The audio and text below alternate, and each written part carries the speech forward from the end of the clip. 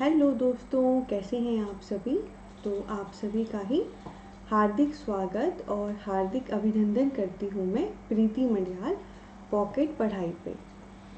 दोस्तों, हमने अपनी पिछली क्लास में जो टॉपिक लिया था that was methods of literary research, जिसके तहत बायोग्राफी और दूसरी टाइप थी बिब्लियोग्राफी या टेक्सचुअल क्रिटिसिज्म। ये मैंने आपको समझाया था, बताया था।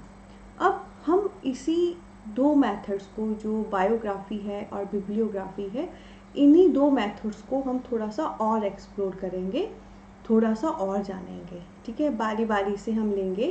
पहले बायोग्राफी को लेंगे, फिर बिब्लियोग्राफी एंड टेक्सचुअल क्रिटिसिज्म को लेंगे, जिसके नीचे देखिए एडिटिंग भी लिखा है, तो एडिटिंग भी हम पूरा अच्छे से लेंगे। तो आइए करना शुरू करते हैं।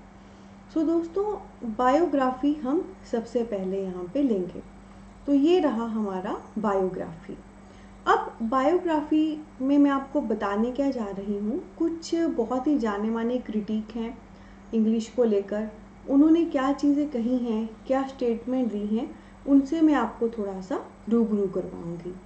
आपने एक चीज़ नोटिस की होगी, मैं हमेशा कहती हूँ कि कोई भी टॉपिक या सब टॉपिक हम पढ़ते हैं, आप उसको गूगल से ज़रूर देखिए, उसके बारे में राइट आउट करिए चीज़ों को। तो इट्स लाइक दैट। पीछे मैंने आपको टॉपिक्स पढ़ाए, बायोग्राफी, बिब्लियोग्राफी। अब उसी के रिगार्डिंग ये कुछ रिटन मटेरियल है जो आपको और हेल्प करेगा इस टॉपिक को एक्सप्लोर करने में। और जो चीज़ मैंने आपको कही है कि जब कभी मैं कुछ पढ़ाती हूँ उसको गूगल से देखना है, वो भी आपको एक क्लियरिटी होगी कि कैसे गूगल से देखना होता है, कैसे राइट आउट करना होता है, कैसे चीज़ें समझनी होती हैं और उनका मीनिंग निकालना होता है। तो सबसे पहले हमारे सामने जो है डैट इज़ I.A. रिचर्ड। ठीक है, I.A. रिचर्ड हमारे सामने सबसे पहले हैं। तो आइए मैं इनको बताती हूँ। तो सबसे पहले मैं इसको रेड आउट करूँगी, पूरा पढ़ूँगी, फिर आपको समझाऊँगी। तो इससे आपको ये भी पता लगेगा कि जब आप गूगल से पढ़ते हो या समझते हो तो कैसे चीज़ें करनी होती हैं। तो देखिए, I.A. Richard after reading the response to the 10 poems he had given to his undergraduate students to study, concluded that a poem should be read in its own terms and we should not take interest in the biography of the poet as it prejudices us. I.A. Richard ने ना दोस्तों, basically उसके कुछ under graduate student थे, यानी कि जिनकी graduation नहीं हुई है, ग्रेजुएशन से नीचे के स्टूडेंट थे, उसको उन्होंने 10 पोएम्स दी थी पढ़ने के लिए। मतलब कुछ ग्रुप ऑफ स्टूडेंट्स रखे, उनको 10 कविताएं दी पढ़ने को कि इनको पढ़ो, इनको समझो। और जब उसने उनको वो पढ़ने के लिए, समझने के लिए दिया, तो उसने एक चीज़ नोटिस की कि कभी भी जब हम कोई चीज़ पढ़ते हैं, कोई भी लिटरेचर की चीज़ पढ़ते हैं, तो हमें सिर्फ लिटरेचर पे फोकस करना चाहिए। सिर्फ पोयम, अगर पोयम है तो सिर्फ पोयम पे फोकस करो, अगर कोई ऐसे है तो ऐसे पे फोकस करो, नॉवल है नॉवल पे फोकस करो, मतलब जो लिखा गया है उस पे फोकस करो। उस वर्क के पीछे जो भी राइटर है, जैसे पोइट्री का पोएट होगा, नॉवल का नॉवलिस्ट होगा, ड्रामा का ड्रामाटिस्ट होगा, उसकी बायोग्राफी में नहीं आपने इंटरेस्ट लेना। आपने ये नहीं ज़्यादा जानने की, कुरेदने की कोशिश करनी कि जो पर्सन ने वर्क लिखा है वो कैसा है, उसका बैकग्राउंड क्या है, वो कहाँ से बिलोंग करता है। क्योंकि उस वजह से ना हम प्रेजुडाइज हो जाते हैं। प्रेजुडाइज होता है कि कुछ ऐसी चीज़ों में हम बंध जाते हैं कि हम पहले से ही मान के चलते हैं कि अगर इसने ये वर्क लिखा है तो ये ऐसा ही लिखा होगा, जबकि ऐसा नहीं होता है। उसके वर्क में आपको अलग चीज़ें देखने को मिल सकती हैं।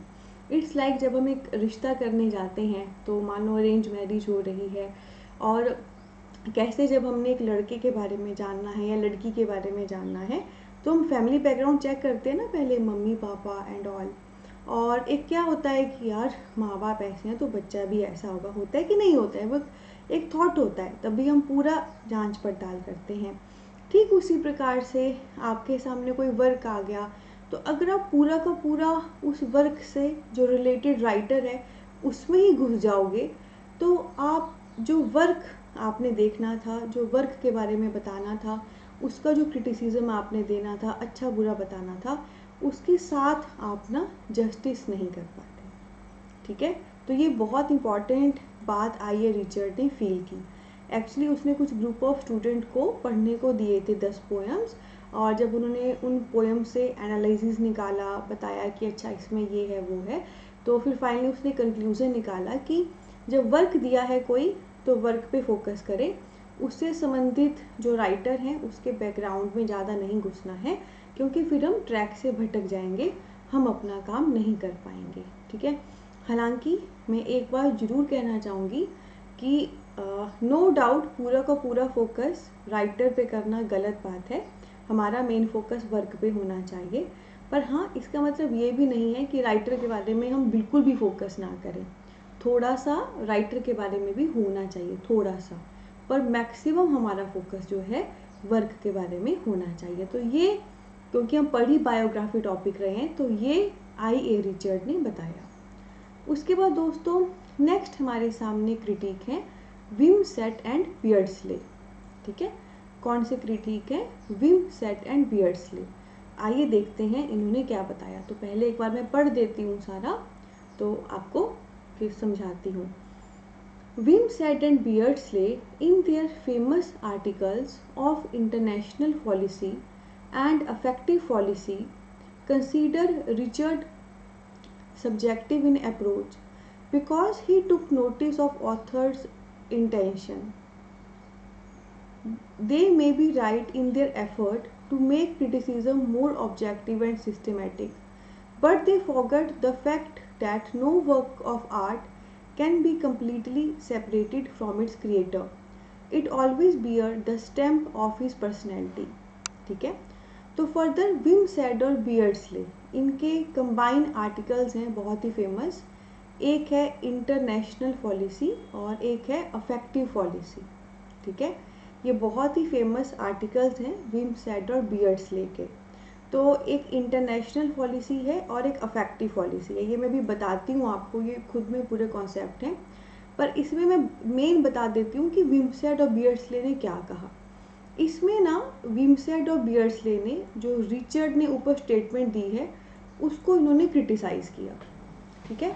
उस स्टेटमेंट को इन्होंने क्रिटिसाइज़ किया और उन्होंने कहा कि रिचर्ड ने पूरा ही अलग कर दिया राइटर को वर्क से, मतलब राइटर का कोई लेना देना ही नहीं है वर्क से, ऐसा कर दिया। और इस चीज़ को लेकर ना विमसेट और बियर्डस्ले एग्री नहीं कर रहे थे।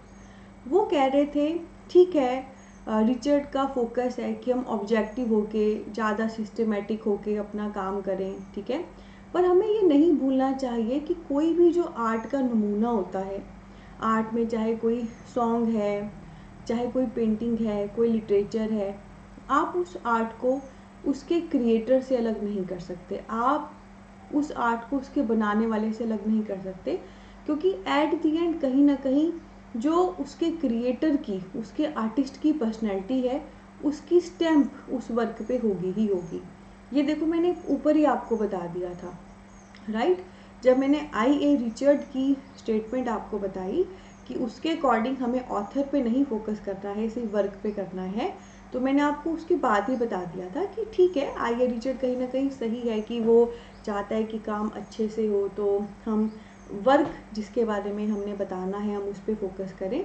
पर मैंने वही आपको क्लियर कर दिया था कि ठीक है, वर्क पे फोकस करना है, पर जो भी है हम पूरा का पूरा वर्क को उसके राइटर से अलग भी नहीं कर सकते, है ना। ये भी मैंने आपको बताया था ना कि पूरा का पूरा हम राइटर को उसके वर्क से अलग नहीं कर सकते। तो वही बात ना विमसेट और बियर्डस्ले ने अपने आर्टिकल इंटरनेशनल पॉलिसी और अफेक्टिव पॉलिसी में कह दी कि माना रिचर्ड चाहता है कि काम अच्छे से हो, प्रॉपर वे से क्रिटिसिज्म हो, सिस्टमेटिक वे से हो, पर इसका मतलब ये नहीं है कि जिस वर्क पे हम फोकस कर रहे हैं उसके क्रिएटर से हम बिल्कुल ही अलग कर दें, ऐसे नहीं है, क्योंकि कहीं ना कहीं एक छाप उस क्रिएटर की, चाहे वो राइटर है, चाहे उसने स्कल्पचर मंगाया है, चाहे उसने पेंटिंग बनाई है, वहाँ पे होगी ही होगी, है ना। हाँ, ये ज़रूर है 100% नहीं क्रिएटर पे फोकस करना है, ठीक है, main focus should be work only, पर हाँ थोड़ा सा क्रिएटर पे भी होना चाहिए। तो आई.ए. रिचर्ड भी सही है कि वर्क पे मेन फोकस हो, और विमसेट बियर्डस्ले भी सही है कि क्रिएटर पे भी फोकस होना चाहिए, बट कैसे, सही क्या है, आई रिचर्ड ने कहा कि सारा का सारा वर्क पे करो, वो गलत है। सारा का सारा वर्क में मत करो, 90-10 की रेशो आप ले सकते हैं। 90% आप वर्क पे ले लो और 10% जो है आप जो है राइटर पे ले लो, ठीक है। अब दोस्तों इसके बाद आगे क्या है, the reader after finishing a novel और अ पोएम, ओह सॉरी, पर मैंने ऊपर आपको इन दोनों के मीनिंग बताने थे, पहले मैं बता देती हूँ फिर मैं आगे बढ़ती हूँ। सो इंटरनेशनल नहीं, एक्चुअली ये इंटेंशनल पॉलिसी होगा, आर हटा दीजिए। तो ये दो पॉलिसी जो है, intentional policy and effective policy, जो बेसिकली विमसेट और बियर्सले के आर्टिकल हैं, इनका मैं आपको मीनिंग समझा देती हूँ। देखिए दोस्तों, जब कभी कोई भी राइटर कोई वर्क लिखता है तो उस वर्क को लिखने के पीछे राइटर की एक इंटेंशन होती है। इंटेंशन बोले तो कि जब जो रीडर है उसको पढ़ेगा तो मेरी इस स्टोरी को पढ़ के उसको ऐसा ऐसा फील होगा, है ना, ऐसा ऐसा रीडर सोचेगा, ठीक है। That is intentional policy. Intentional policy means वो इंटेंशन जिसके साथ ऑथर ने वर्क लिखा है, ठीक है। जो राइटर है ना, उसने जिस इंटेंशन के साथ वर्क लिखा है कि उसके वर्क को पढ़ के रीडर को कैसा फील हो, या मान लो कोई स्कल्पचरिस्ट है, उसने कोई स्कल्पचर कोई मूर्ति बनाई है कि मेरी इस मूर्ति को देखकर देखने वाले को कैसा फील हो, या मैं आपको पढ़ा रही हूँ तो मैं क्या चाहती हूँ कि मैं आपको जब पढ़ा रही हूँ तो आपको कैसा फील हो, ठीक है। सो इंटेंशन पॉलिसी, जो भी क्रिएटर है, चाहे राइटर है, चाहे ऑथर है, चाहे पेंटर है, चाहे सिंगर है, वो किस मकसद के साथ अपना काम कर रहा है, वो क्या चाहता है कि उसका काम जब भी ऑडियंस के सामने पहुंचे उसके रीडर पे क्या प्रभाव पड़े। और ठीक इसका अपोजिट होता है अफेक्टिव पॉलिसी, ठीक है। अफेक्टिव पॉलिसी मीन्स अफेक्ट पड़ना, प्रभाव पड़ना। तो इंटेंशनल पॉलिसी तो क्या था ना कि राइटर ने क्या सोचा कि रीडर पे क्या प्रभाव पड़ना चाहिए, और अफेक्टिव पॉलिसी है कि फाइनली रीडर पे क्या प्रभाव पड़ा, रीडर ने जब वो वर्क पढ़ा उसको कैसा फील हुआ, उस पर उसके इमोशंस कैसे ट्रिगर हुए, उस पर क्या अफेक्ट हुआ, ठीक है। सो इंटेंशनल पॉलिसी जिस इंटेंशन के साथ राइटर ने लिखा है, अफेक्टिव पॉलिसी उस वर्क को पढ़ के रीडर को कैसा फील हुआ। इंटेंशनल पॉलिसी राइटर क्या चाहता है कि राइटर को कैसा फील होना चाहिए, और अफेक्टिव पॉलिसी वाकई रीडर को वो पढ़ के कैसा फील हुआ, ठीक है। क्लियर हुआ? आई होप आपको क्लियर हो जाएगा। ये जो शब्द है इसी से क्लियर है। इंटेंशन जिससे राइटर ने लिखा, अफेक्टिव जो अफेक्ट रीडर पे पड़ा, ठीक है। तो ये दोनों बहुत ही पॉपुलर आर्टिकल हैं विमसेट बियर्सले के, और बहुत खूबसूरती से इस पे राइटर की इंटेंशन और राइटर रीडर पे पढ़ने वाले इफेक्ट को इसको बताया गया है। तो इन दोनों में ही उसने बताया था कि भाई आप ऐसा नहीं कर सकते कि आप वर्क को राइटर से अलग कर दें या राइटर को वर्क से अलग कर दें। जो भी है राइटर, जो भी उसका क्रिएटर है, वो कहीं ना कहीं जुड़ा हुआ है उससे, और वो जुड़ा हुआ ही रहेगा। अब आइए मैं आगे बढ़ती हूँ। अब उसके बाद दोस्तों यहाँ पे क्या लिखा है देखिए, the reader after finishing a novel और a poem wants to know about its author. The formalistic critic remain concerned with these, and the biographer help us to know them. He tells the all life story, correlated his literary output with the important events of his life. ठीक है, तो बहुत अच्छी और खूबसूरत बात कही है। जब कभी कोई भी रीडर है कोई भी नॉवल या पोएम फिनिश करता है ना, फिनिश करने का मतलब क्या है कि उसको अच्छा लगा है वो नॉवल या पोएम, तभी वो उसको फिनिश कर रहा है।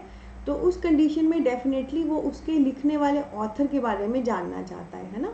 फॉर एग्जांपल, हमें सलमान खान की मूवी बहुत पसंद आती है तो हमको क्यूरियोसिटी होती है ना सलमान खान के बारे में जानने में कि अच्छा कहाँ पे रहते हैं, क्या है एंड ऑल। तो वैसे ही जब कभी किसी भी ऑथर का वर्क, नॉवल या पोएम किसी रीडर ने फिनिश किया, उसको अच्छा लगा, तो ऑटोमेटिकली वो उसके राइटर के बारे में जानना चाहता है, ठीक है। और जो फॉर्मलिस्टिक क्रिटिक होते हैं वो कंसर्न्ड रहते हैं इस प्रकार की चीज़ों से, और फाइनली बायोग्राफर हमें प्रॉपर उनकी जानकारी दे देते हैं। यानी कि फॉर्मलिस्टिक क्रिटिक क्या है, जो फॉर्मल वे से किसी भी वर्क को एनालाइज कर रही हैं, उसका क्रिटिसिज्म दे रही हैं, क्या अच्छा है क्या बुरा है, वो कहीं ना कहीं उनका पूरा फोकस होता है। अगर किसी वर्क के बारे में वो क्रिटिसिज्म दे रही हैं, किसी वर्क का अच्छा बुरा बता रही हैं, तो उनका पूरा फोकस होता है कि वो वर्क से जुड़े हुए राइटर के बारे में भी जांचे परखें, है ना। पर जो बायोग्राफर होता है वो तो हमें पूरी बायोग्राफी ही लिख के दे देता है। मतलब जो हमारे अंदर इतनी उत्सुकता होती है, इतना इंटरेस्ट होता है चीज़ें जानने की, वो सारी वो हमारी सॉर्ट आउट कर देता है। ठीक है, फॉर्मलिस्टिक क्रिटिक जो एक फॉर्मल वे से क्रिटिसिज्म दे रहा है वर्क के बारे में, उसके बारे में अच्छा या बुरा बता रहा है। और फाइनली बायोग्राफर, वो जिसने हमें हमारी जो इच्छा थी वो पूरी कर दी इच्छा पूरी कर दी, मतलब हमें उसके बारे में जो जानना था वो हमें बता दिया। इसमें वो हमें उसकी लाइफ की पूरी स्टोरी, जो भी लिटरेचर या ज़िंदगी के जो भी सारे इम्पॉर्टेंट हैं वो हमें कवर करके दे देता है। ठीक है, तो ये एक बहुत ही खास बात है इधर। ठीक है, तो आई होप आपको क्लियर हो गया होगा कि बायोग्राफी किस प्रकार से इम्पॉर्टेंट है। I.A. रिचर्ड ने कहा, वर्क पे फोकस करो, रीडर पे नहीं। विमसेट बियर्डस्ले ने कहा, राइटर भी इम्पॉर्टेंट है, वी कांट इग्नोर इट, उस पर भी फोकस करो। और अंत में हमने देखा, जब कभी हम कोई भी वर्क फिनिश करते हैं पढ़ के, हमें अच्छा लगता है, कभी हमने फिनिश किया है, तो हमारे अंदर ऑब्वियसली बहुत सारी क्यूरियोसिटी होती है उस राइटर के बारे में जानने की, उस ऑथर के बारे में जानने की, जिसमें हमें जो भी बायोग्राफर है वो हेल्प करते हैं, क्योंकि वो उनकी बायोग्राफी लिख देंगे एंड उनकी लाइफ के जो इम्पोर्टेंट इवेंट्स हैं और जो लाइफ में जो भी लिटरेरी इवेंट्स हैं वो सारे हमें बता देंगे। ठीक है, so writer is important as equal to the work. तो आई होप आपको ये बायोग्राफी वाला जॉनर क्लियर हो गया है। तो ये हमारा सबसे पहला टाइप था लिटरेरी रिसर्च में, जैसे जब हमारे सामने बायोग्राफी टाइप ऑफ रिसर्च करने को आती है। अब दोस्तों नेक्स्ट हमारे सामने है बिब्लियोग्राफी एंड टेक्सचुअल क्रिटिसिज्म। इसे हम लेंगे आने वाली क्लास में। तो बहुत सारा प्यार, बहुत सारी ब्लेसिंग एंड आई होप अभी जब मैंने आपको ये पढ़ाया, जिस प्रकार से ये लंबी लंबी रिटन लाइंस हैं, पहले मैंने इनको पढ़ा, फिर मेन पॉइंट्स को लाइक ऐसे अंडरलाइन किया, फिर इसको हिंदी में समझाया, सेम थिंग आपने पेपर में करनी है। ठीक है, देखो मेरे सामने बेसिकली ऐसे बच्चे आते हैं जो हिंदी में पढ़ना समझना कंफर्टेबल फील करते हैं, पर वो समझ के तो चले जाते हैं, पर आप जो मर्जी कह लीजिए, इंग्लिश NTA का पेपर बायलिंगुअल नहीं आएगा, इंग्लिश भाषा में ही आएगा। और कई बार चाहे आपको चीज़ की समझ भी होगी तब भी आप उसे क्रैक नहीं कर पाओगे।